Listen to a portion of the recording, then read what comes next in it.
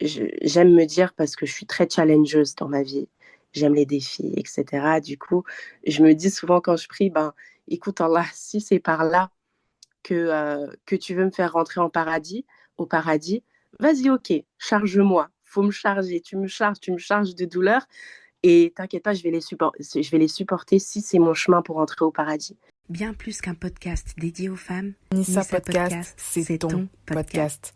Des histoires de vie, Des témoignages, des interventions, des cœurs éprouvés, des conseils aussi personnels que professionnels.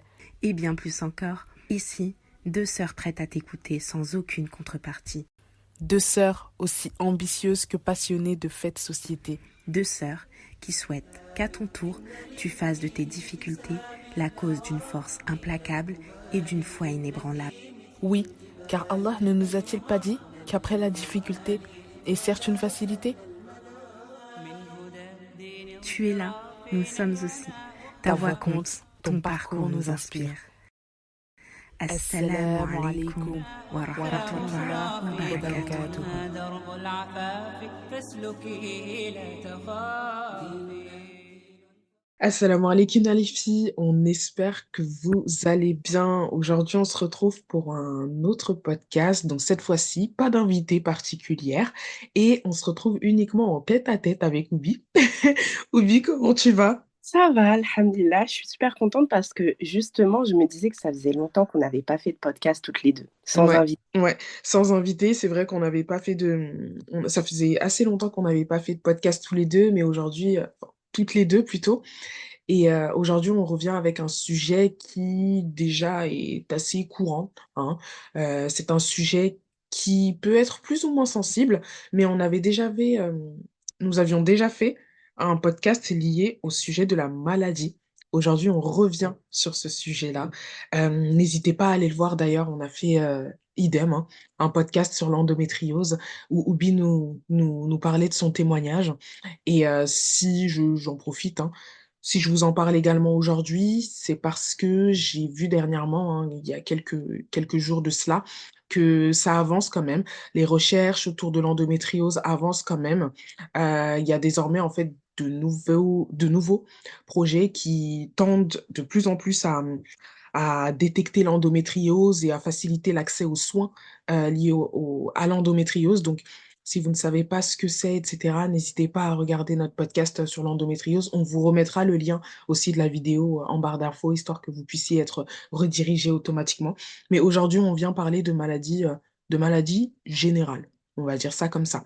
Donc, Oubi, encore une fois, c'est moi qui vais t'interviewer. Et moi, j'aimerais savoir, aujourd'hui, avec le recul que tu as eu, c'est vrai qu'il y a quelques mois, tu nous avais parlé de la maladie de l'endométriose, mais aujourd'hui, quel regard tu as par rapport à cela et comment ça a eu des conséquences sur ta foi? Alors, bah, comme le citais, donc moi je suis atteinte d'endométriose et d'adénomiose, donc deux maladies qui concernent le cycle féminin, bien que les symptômes ils durent pas uniquement pendant mes règles. Mais avant, j'aimerais juste revenir sur un petit point, c'est que dans le podcast qu'on avait enregistré il y a quelques mois, il y a toute une partie dont je n'ai pas parlé et qui, justement, enfin, lors de ce podcast qu'on est en train d'enregistrer, je vais beaucoup faire référence à cette partie de ma vie, justement, où, disons que mon endométriose, ma maladie, est devenue encore plus chronique qu'elle ne l'était. Alors, pour faire un rapide résumé, donc j'ai eu mon diagnostic d'endométriose, adénomiose, etc. On m'a rapidement prescrit une pilule et mes douleurs au départ, elles étaient uniquement pelviennes. Sauf que à partir du moment où j'ai commencé à prendre cette pilule-là, qui par la suite j'ai appris que c'est une réaction qui est rare, mais voilà, c'est la réaction qui a été la mienne. J'ai commencé à avoir des douleurs articulaires, euh, des douleurs extrêmement violentes où en fait je marchais à quatre pattes chez moi, je criais de douleur la nuit.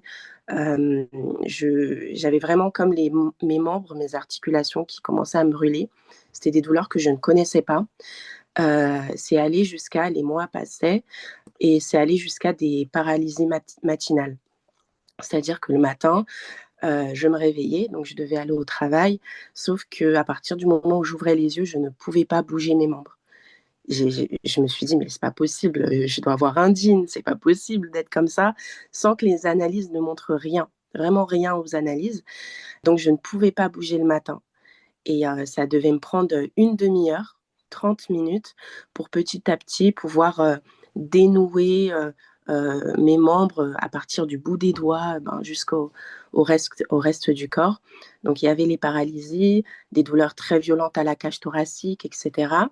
Donc ce qui fait que ces douleurs-là, ce sont des douleurs que j'ai gardées jusqu'à aujourd'hui et que pour le moment, ça s'avère, bon, je pense que, en tout cas, c'est possible que je les garde encore pour le reste de ma vie, je pense, bien qu'elle se soit vraiment atténuée. Mais en tout cas, ce sont des douleurs chroniques, une forme de l'endométriose dont je ne me débarrasserai pas pour le moment et dont je n'ai pas parlé dans le dernier podcast parce que ce n'était pas le sujet sur le moment. Après, j'ai oublié la deuxième partie de ta question, Mama. Non, je disais du coup, et comment cela a eu des conséquences sur ta foi? Alors, c'est particulier. En tout cas, vraiment, dans ce podcast, je vais vraiment parler de mon expérience. Et l'expérience de chaque femme, elle est différente, bien évidemment. Sur ma foi, sur le moment, je n'ai pas réalisé. Mais en tout cas, déjà, quand on vit tous ces symptômes-là, quand clairement j'étais dans mon lit, je ne pouvais pas bouger, et j'avais le corps qui me brûlait. Et tout ce qui te reste à faire, en fait, c'est de pleurer. C'est-à-dire que mon corps, il ne bougeait pas. Et tout ce que je pouvais faire, en fait, les larmes, elles descendaient toutes seules, bien que je ne sois pas de nature à pleurer facilement. Et, et dans ces moments-là, vu que les médecins, en fait, de toute façon, dans toute maladie chronique, à partir du moment où on a un diagnostic, on va nous donner quelques pistes, mais il n'y a pas tellement de soins. Sinon, c'est pas une maladie chronique qu'on garderait à vie et qui impacte notre vie tous les jours. Mais les médecins ne peuvent rien. Et en fait, il nous reste, à part bah, en fait, à part rien, il nous reste rien à part la religion, vraiment à part Allah. Et donc, ce qui fait que je parlais régulièrement à Allah et je lui demandais, mais je ne sais pas pourquoi je traverse ça. À ce moment-là, je ne savais pas ce que j'avais. Par la suite, j'ai appris que c'était une atteinte neurologique, enfin des nerfs de mon endométriose. Mais en tout cas, à ce moment-là, je ne savais pas ce que j'avais. J'étais persuadée que j'allais mourir. Pour moi, je ne le disais pas à mes parents, à mes proches, mais pour moi, je n'allais pas finir l'année. Parce que je perdais petit à petit l'usage de mes membres. Et donc, en fait, il reste que la religion, il reste que notre relation avec Allah. Donc, c'est vraiment là où je m'y suis tellement, tellement accrochée. Et c'est là où, dans la douleur, les douleurs, j'ai l'impression qu'elles sont beaucoup plus fortes parce qu'on les ressent vraiment du plus profond de notre cœur. Mais par la suite, euh, une fois, euh, une fois que mes symptômes ont commencé à se calmer, s'atténuer, etc., et en fait, par la suite, je me suis rendu compte que ma relation en fait avec Allah, elle était uniquement pendant la maladie, uniquement pendant la douleur, en tout cas en grande partie. Ce qui fait que quand mes symptômes se sont atténués, sans m'en rendre compte, j'étais dispersée dans ma vie. Je pensais à plein de trucs. Bah là, je peux reprendre ci, je peux reprendre ça, etc. Et c'est aujourd'hui, on est 2 ans après, presque 2 ans après, où en fait j'essaye de reconstruire une routine, etc., etc. Donc ça a été un petit peu qui tout double dans mon cas. Explication très claire, hein, et surtout, je rebondis sur ce que tu viens de dire. C'est vrai que dans la maladie, comme tu l'as très justement évoqué, les Torahs sont beaucoup plus sincères parce qu'en fait, on les vit, on les ressent. Et quand on invoque Allah subhanahu wa ta'ala sur une chose que l'on ressent réellement, on peut pas être dispersé. C'est quelque chose dont on a vraiment besoin. C'est quasiment vital. Alors que quand tout va bien, on se dit, bah, là, je vais mieux. Là, mes symptômes se sont un petit peu dilatés. Euh, là, je vais mieux. Donc, je suis capable de faire plus de choses. Je suis capable de me pencher sur autre chose, etc. Et inconsciemment, en tout cas, j'espère que par moment, sur certaines sœurs, c'est inconscient, parce que le cas contraire aurait été encore pire.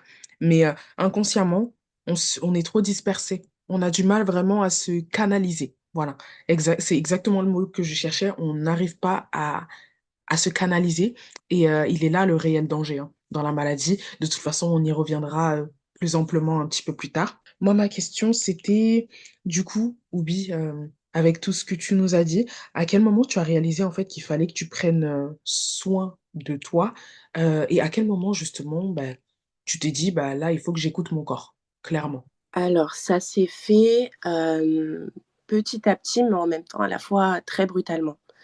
Quand on a une maladie chronique, déjà, c'est sûrement qu'on a des symptômes depuis un moment, X ou Y temps, et c'est juste qu'on ne pouvait pas poser de mots. Donc, à partir du moment où on a le diagnostic, en tout cas pour ma part, c'était dans une période vraiment de stress intense. Moi, je suis vraiment une personne, j'étais vraiment une personne, j'écoutais pas mon corps, j'allais jamais voir un médecin.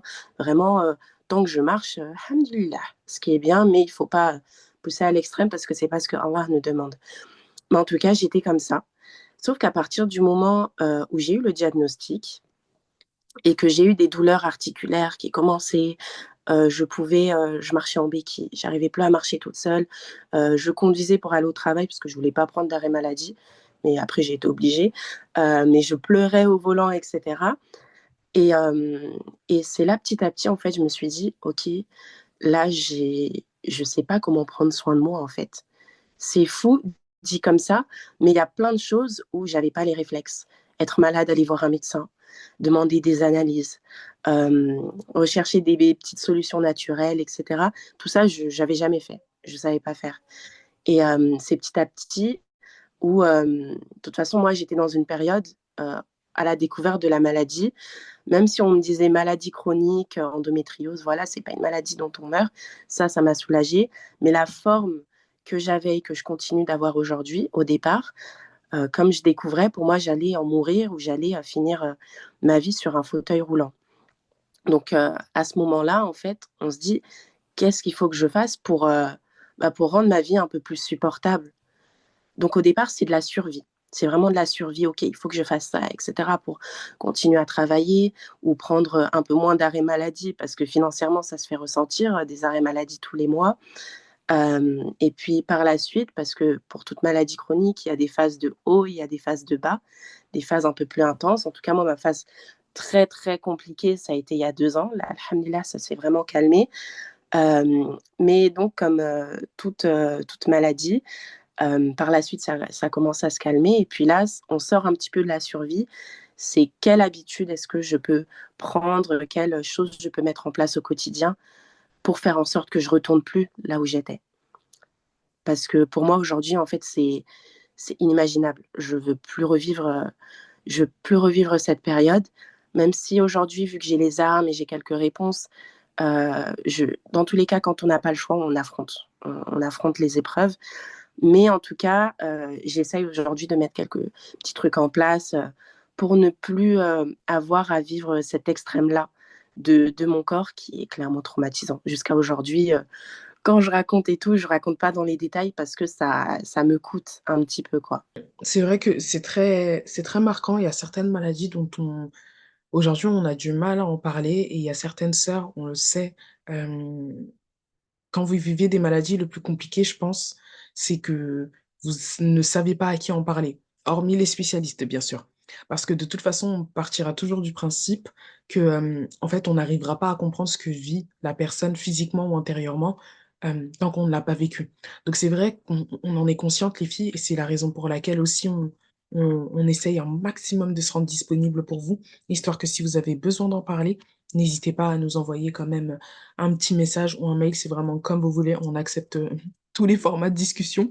Et ça peut être assez compliqué. Et comment, selon toi, Obi, comment affronter l'épreuve de la maladie? Comment, autrement dit, l'accepter? Parce que être malade, c'est une chose. Avoir des symptômes, c'est une chose. Mais comment on arrive à accepter tout cela? Et quand je parle d'acceptation, c'est-à-dire de prendre sur soi et de ne pas se lamenter sur ce qu'il nous arrive. C'est vraiment l'acceptation, tout simplement.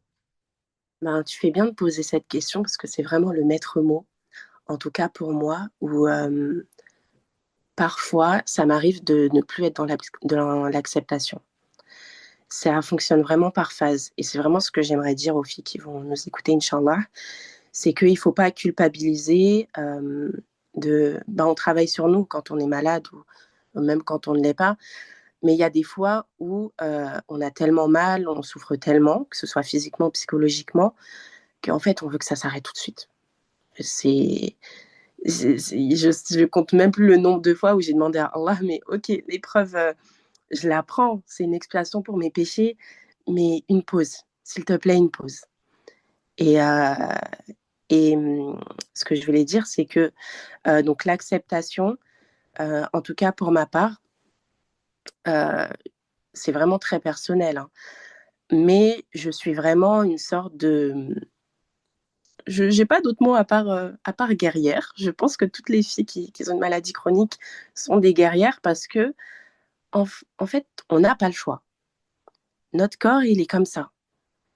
Donc, quand j'entends, mais Baïda, je ne sais pas comment tu fais, vraiment, machallah, et tout est forte, supporter ça, etc. Ben, qu'est-ce que je peux faire d'autre?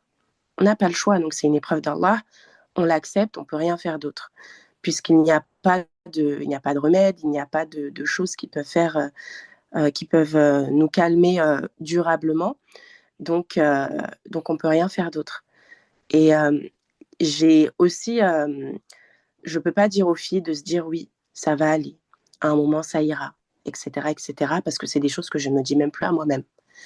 Je n'ose même plus me les dire aussi, parce qu'on est dans des maladies, en tout cas lorsqu'elles sont chroniques, comme on l'a dit, qui sont à vie, où il n'y a pas de remède, il n'y a pas de... Il y a des choses qui peuvent nous soulager, mais euh, on reste malade en fait. Ce mot-là, on reste malade. Et pourquoi je souhaitais euh, en parler moi personnellement avec toi, Mama, car je vais vraiment parler de moi.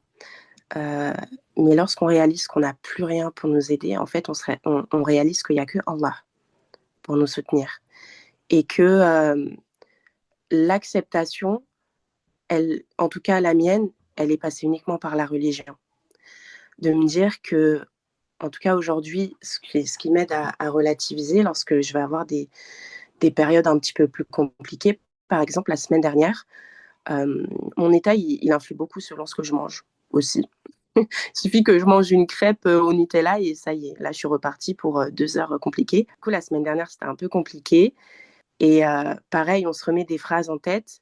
C'est que, en tout cas, les premières choses qui me viennent en tête, c'est de me dire que, Baïda, dans tous les cas, quand on est venu sur cette terre, quand Allah nous a conçus, il ne nous a pas conçus avec la santé, avec l'intelligence, avec la sagesse, avec la patience, etc. Ce sont des choses que petit à petit, Allah, il nous donne. Certes, on travaille sur nous, mais Allah, il finit par nous donner. La santé, il n'y a pas de mérite ou quoi que ce soit pour être en bonne santé. Il n'y a rien.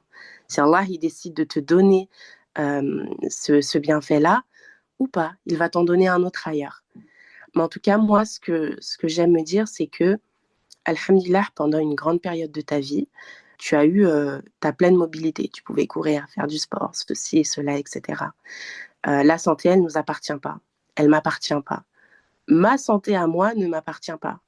Et si Allah décide de me la prendre aujourd'hui, partiellement, ou bien encore pendant 2 mois, 6 mois, 5 ans, 10 ans ou toute ma vie jusqu'à ma mort, en fait, il a juste repris quelque chose qui lui appartient uniquement. C'est en tout cas principalement la chose qui m'aide à accepter que je ne peux pas me plaindre de ne pas avoir quelque chose qui ne m'appartient pas. C'est pas possible. C'est comme si on disait à un enfant, oui, à l'école, on lui prête par exemple une corde à sauter. Ok, ben, il doit la rendre, donc la personne la lui reprend. Et puis, ah, mais maman, non, mais je veux cette corde à sauter, etc. Oui, mais c'est pas la tienne en fait. Tu l'as vue, c'est bien, mais ça n'est pas la tienne. Et pour moi, en tout cas, j'ai ce raisonnement-là aujourd'hui avec la santé. Il y a aussi d'autres choses, bien sûr, qui m'aident par rapport à la religion, parce que à part la religion, il n'y a rien qui m'aide.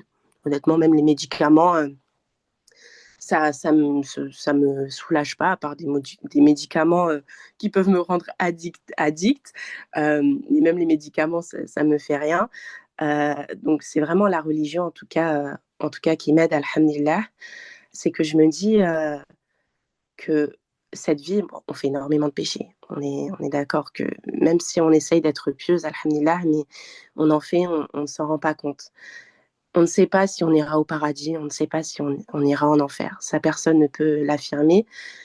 J'aime me dire, parce que je suis très challengeuse dans ma vie, j'aime les défis, etc. Du coup, je me dis souvent quand je prie, ben, écoute Allah, si c'est par là que tu veux me faire rentrer au paradis, vas-y, ok, charge-moi. Faut me charger, tu me charges de douleur et t'inquiète pas, je vais les supporter si c'est mon chemin pour entrer au paradis. C'est vraiment en tout cas ça qui m'aide énormément. Je me dis, ok, là, la douleur, ça me fait mal. Et quand on a une maladie chronique, ça dépend les périodes, mais la plupart du temps, les gens vont pas voir que tu es en crise de douleur ou que tu es en train de souffrir, etc. Donc, c'est vraiment interne. Donc, je me dis, OK, là, je vais surmonter cette douleur-là, peu importe combien de temps elle dure, mais en tout cas, explie bien mes péchés. Fais-moi un bon nettoyage et pour que ça me soit profitable, parce que quelque chose que je me dis toujours, c'est que je préfère que Allah me charge aujourd'hui. Et là, c'est dans des moments où j'arrive à voir la maladie comme un bienfait. Alhamdulillah, mais il y a des moments, c'est plus compliqué. Mais je préfère qu'Allah il me charge à fond aujourd'hui pour ne pas me faire payer mes actions dans l'au-delà ou me faire brûler en enfer pour quelle que soit la raison. Donc, en tout cas, c'est ces raisons-là, en tout cas, qui m'aident aussi à accepter. Il y en a plein d'autres, mais en tout cas, principalement, c'est ça concernant la religion.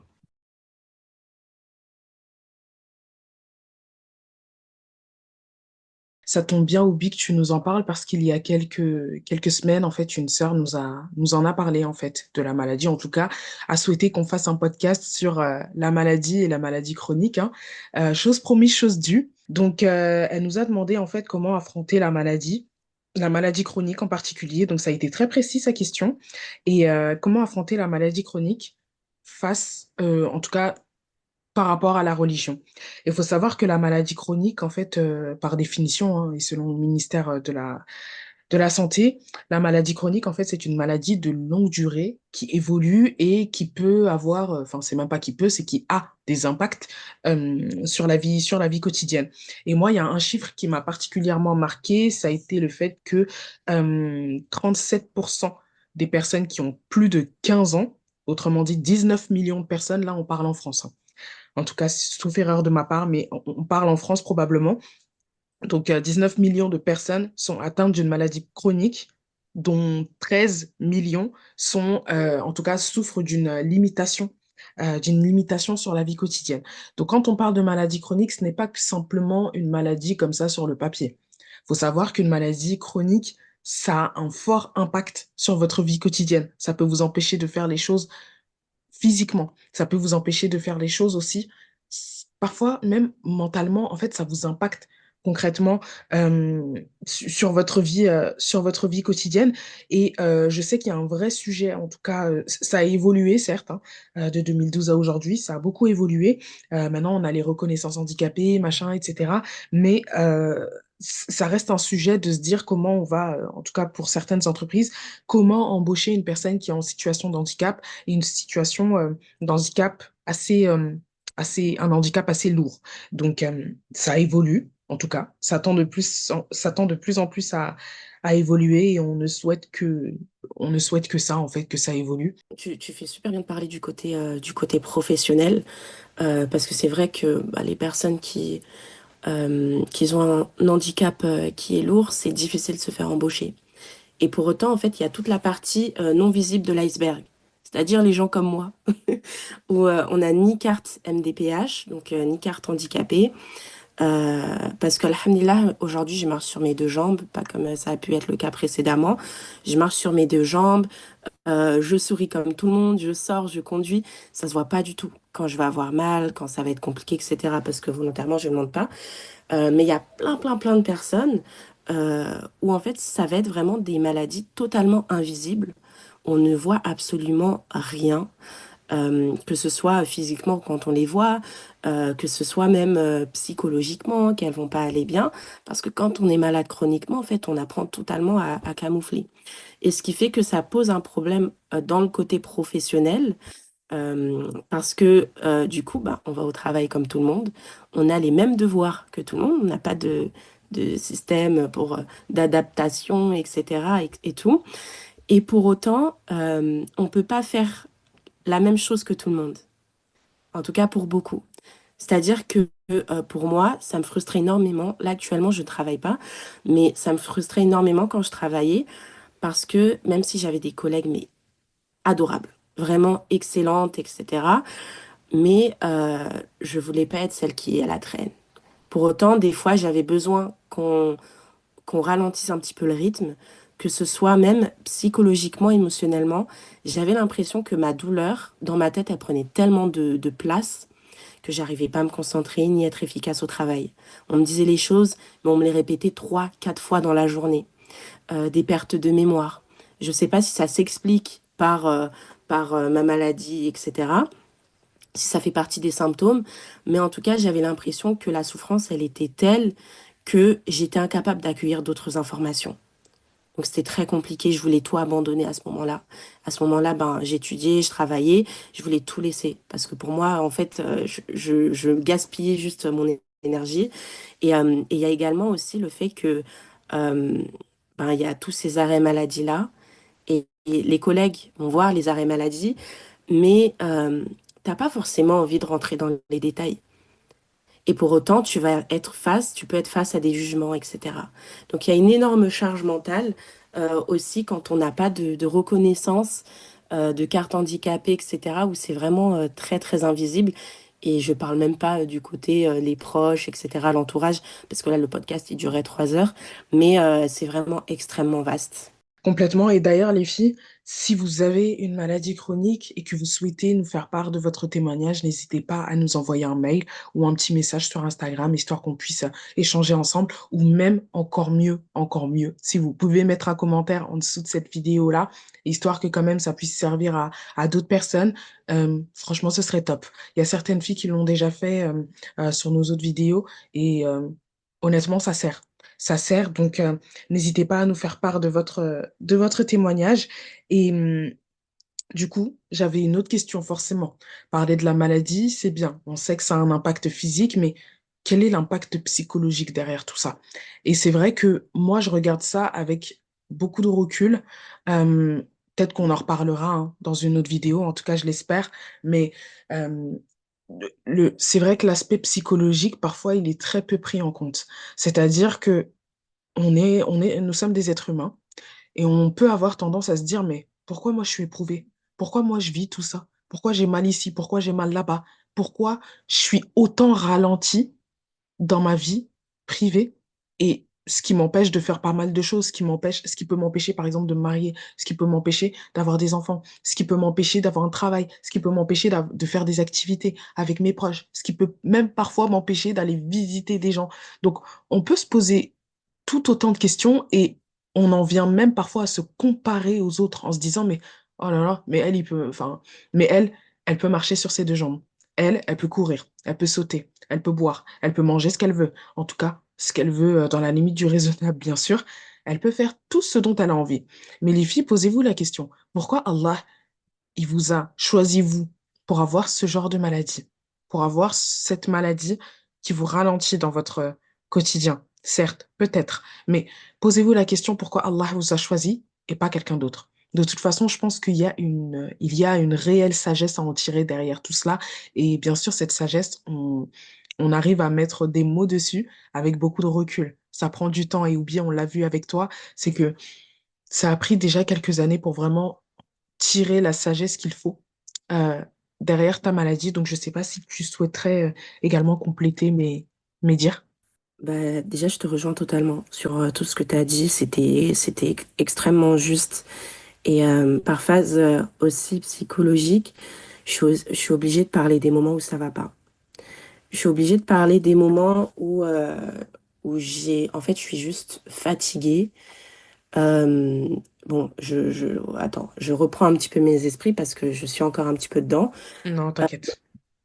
Il y a, il y a des moments, comme au début du podcast, je parle avec un recul que j'ai toujours, hein, où je dirais pas heureuse d'être malade, d'avoir telle ou telle douleur, Mais j'ai conscience à quel point ça m'a apporté énormément dans ma vie, énormément de bonnes choses.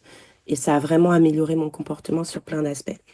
Et pour autant, il y a des moments où quand ça va être physiquement plus difficile, où en fait, clairement, ben, je suis juste fatiguée.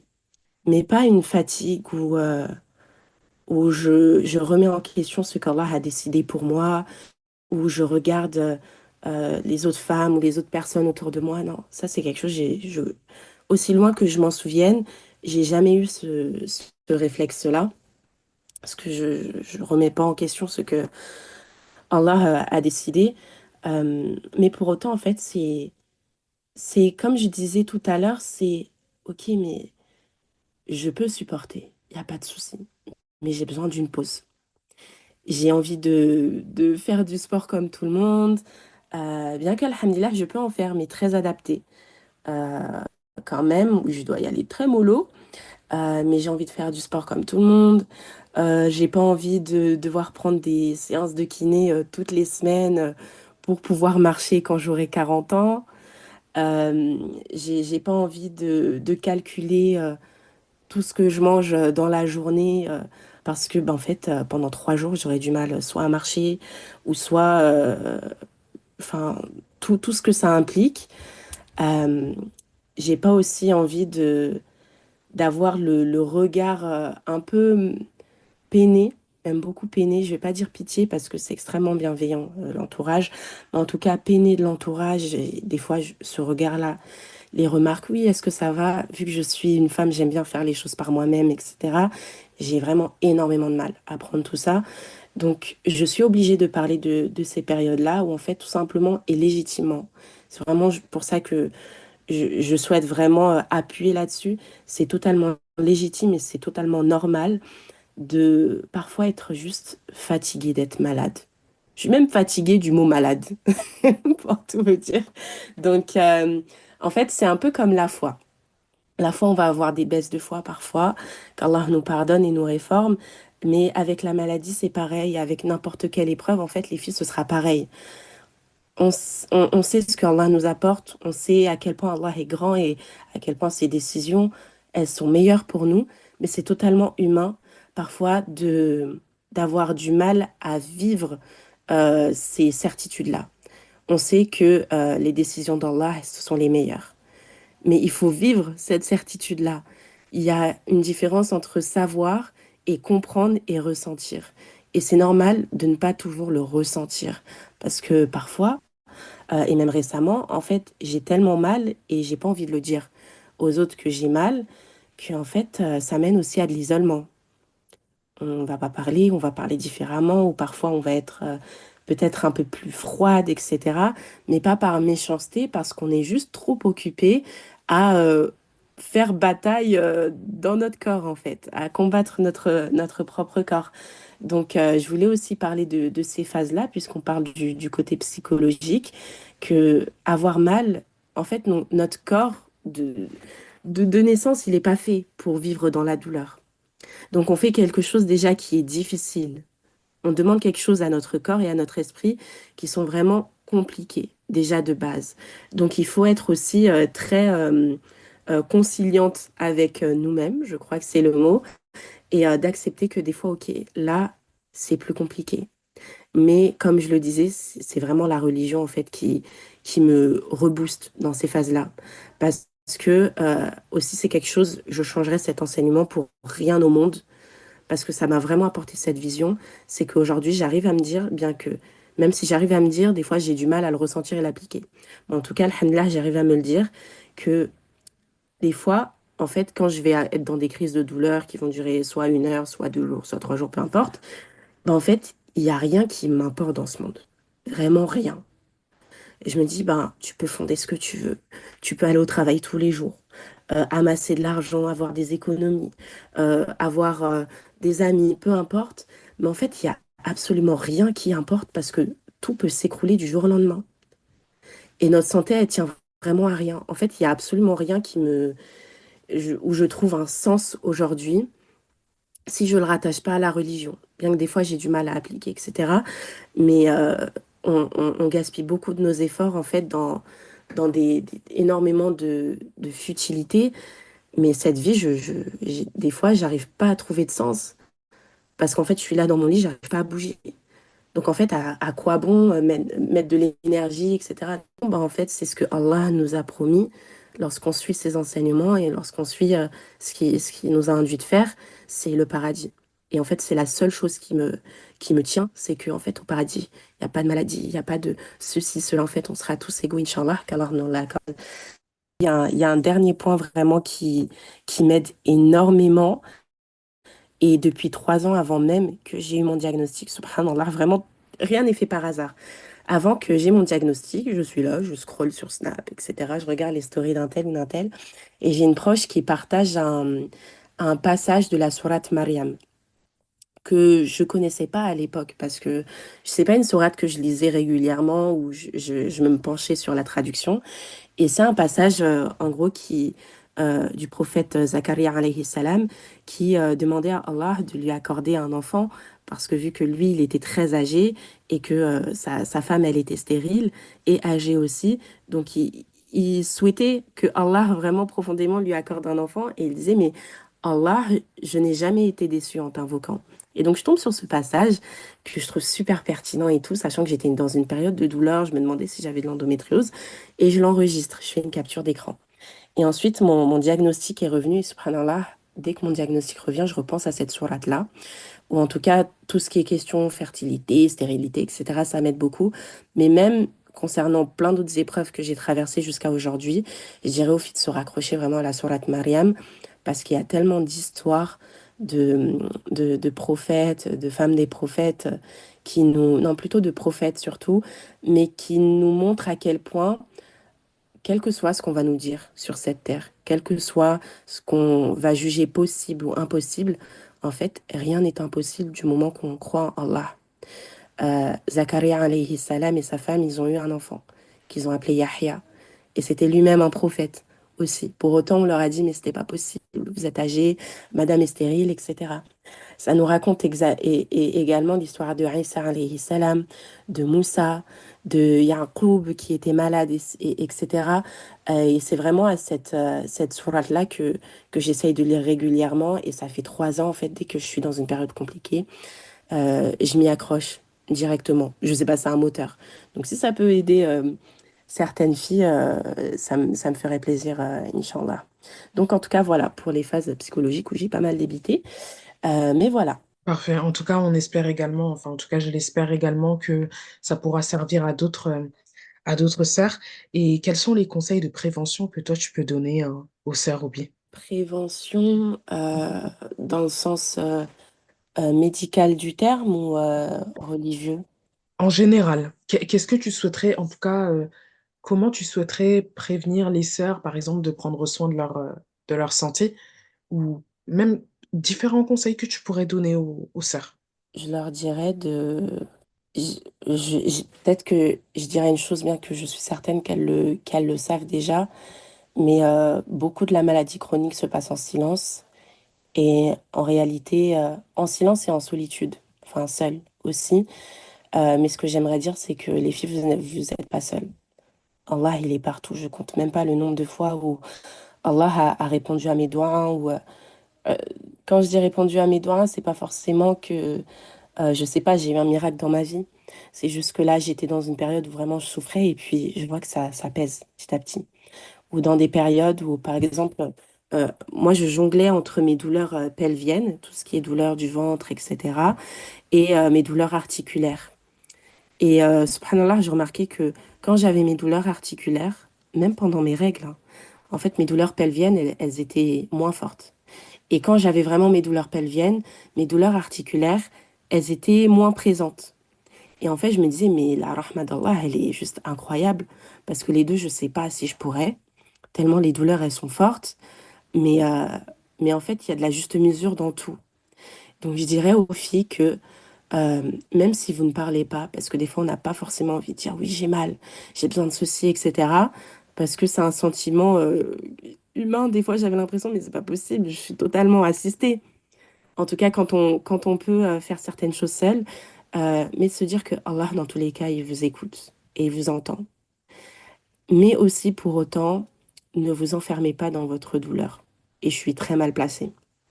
Je suis vraiment très mal placée, mais je vous le dis quand même, ne vous enfermez pas dans votre douleur. Il faut aussi en parler. Ce n'est pas parce que les gens ne peuvent rien faire qu'on ne doit pas leur en parler. Dire j'ai mal, c'est pas un acte de faiblesse. Demander est-ce que tu peux m'aider à faire ceci, ce n'est pas un acte de faiblesse. Et vraiment accepter ce côté-là. Et aussi de se dire, même si comme je l'ai dit au début, j'ai du mal à me raccrocher à de l'espoir. C'est un peu cette peur-là d'espérer parce que tu as peur de retomber encore. Donc j'essaye en ce moment d'améliorer un peu ça, mais quand même, il faut se le dire, c'est que Allah, il est capable de tout, de vraiment tout, tout, tout, tout. Et ce n'est pas parce qu'un médecin va vous dire ceci ou cela que ça sera comme ceci ou comme cela. Vraiment, raccrochez-vous uniquement à la science d'Allah parce qu'elle est unique et elle est plus grande que toute cette terre et tout ce qu'elle peut porter. Et puis, je crois que principalement, ça va être ça. Je veux pas trop euh, lister de conseils parce que, comme on l'a dit, la maladie chronique, c'est tellement vaste. Il y a des femmes peut-être qui vont écouter ce podcast et qui sont actuellement à l'hôpital, d'autres femmes qui ne peuvent pas marcher, d'autres femmes où ça va être psychologiquement, ça va être compliqué. Donc, c'est extrêmement vaste selon les situations. C'est pour ça, voilà, si je commence à lister des conseils, ça va convenir à l'une, mais peut-être pas forcément à l'autre. Donc, je reste très vaste, mais en tout cas, vraiment, retenez que vous n'êtes pas seul, même quand vous souffrez toute seule dans votre lit et que personne ne sait. Vraiment, Allah, il vous entend, il vous écoute. Et puis, il vous purifie aussi. Il nous purifie. Donc, c'est quand même un bon pourboire, entre guillemets. Et tu fais bien de souligner tout cela. De toute façon, encore une fois, Alhamdulillah. Alhamdulillah, on s'en plaint pas. On ne s'en plaint pas. Alhamdulillah. Et on ne pouvait pas terminer ce podcast sur quelque chose qui nous tenait à cœur. Quelles sont, selon toi, Oublie les phrases à dire à une personne qui est malade, qui a une maladie chronique? C'est vrai que parfois, on a tendance à avoir une certaine maladresse volontaire ou involontaire d'ailleurs. On peut ne pas trouver les mots, en tout cas les mots suffisamment justes pour ne pas blesser une personne qui a une maladie chronique. Alhamdulillah, il y a pas mal de personnes aujourd'hui qui ont la force, en tout cas, de nous enjoigner à leur poser des questions sans aucun tabou. D'ailleurs, il y a beaucoup de personnes qui le prennent avec du second degré, mais l'air de rien, pour moi, ça reste toujours assez délicat de poser certaines questions. En tout cas, il faut avoir l'art et la manière de faire les choses. Tout ça dans le respect. Donc, selon toi, quelles sont les phrases à ne pas dire à une personne malade? Alors, tu fais bien de poser la question parce que c'est vraiment pour tout te dire, Mama. Bah, les filles, comme vous le savez pas, on souhaitait trouver une invitée pour ce podcast-là, comme on a l'habitude de le faire.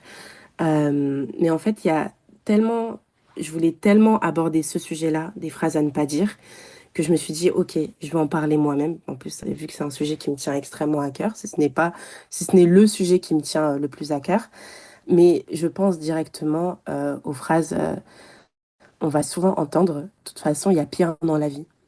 Mais pas de manière malveillante, pas méchamment, mais des personnes qui veulent nous aider à relativiser et qui vont dire, avec leurs bonnes intentions, de toute façon, il y a pire dans la vie, alhamdulillah. Moi, dans cette phrase-là, le alhamdulillah, il sonne comme un coup de couteau. Alors que ça devrait pas. Mais en fait, quand on va dire à une personne, il y a pire dans la vie, peut-être que ça va fonctionner. En tout cas, je dis de moi, de mon point de vue, même si aujourd'hui, ça me peine plus qu'on me dise ça. Quand ça vient de proche, il n'y a aucun souci, mais je le dis vraiment pour les autres sœurs, Inch'Allah.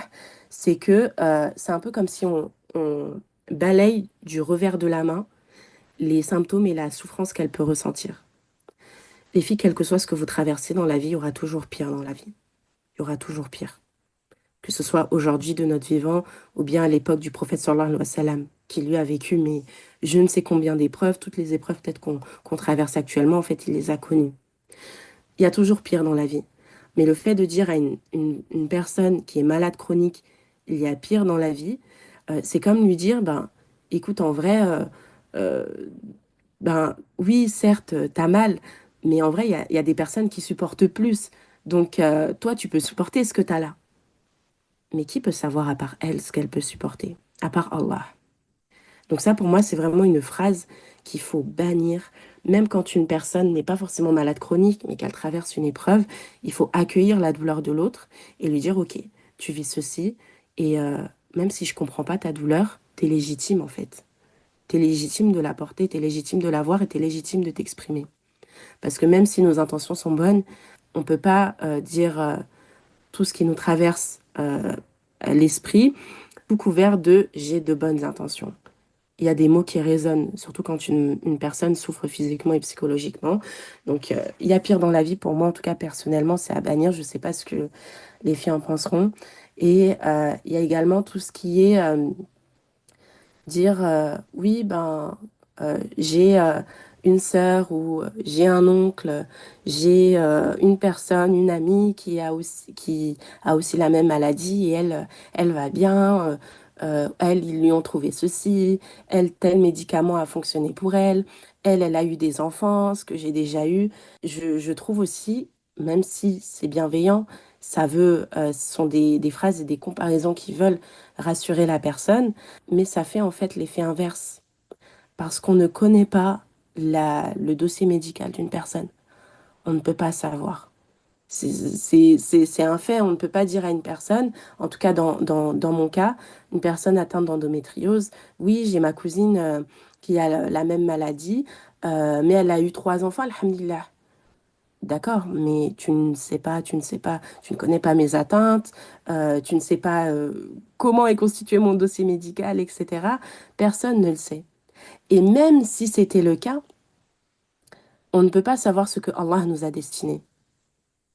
Et c'est pour ça que moi, j'ai beaucoup de mal avec le fait de comparer les cas qu'on a vus avec la personne qu'on aura en face de nous, parce qu'il y a autant de maladies chroniques qu'il y a de malades. Il y a énormément de formes.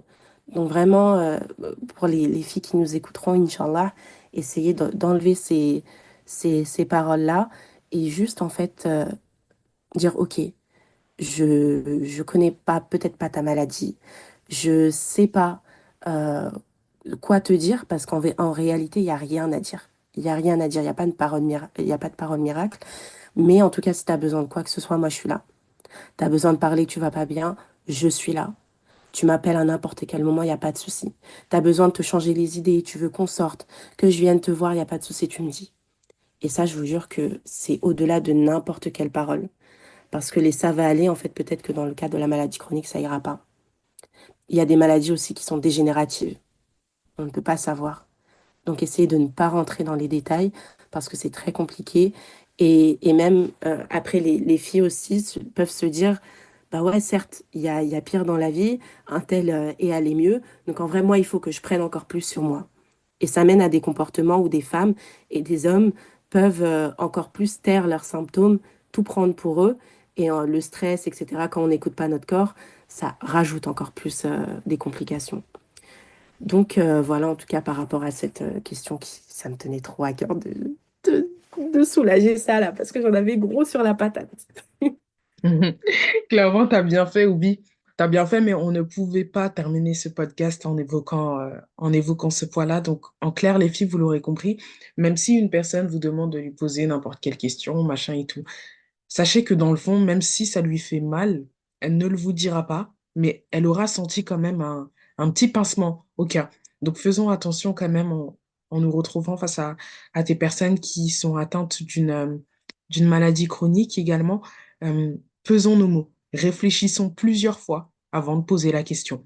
Ou sinon, si vous voyez que cette question vous trotte dans la tête et que vous souhaitez absolument lui poser la question, mais que vous n'y arrivez pas. Vous n'avez pas l'art et la manière de faire les choses.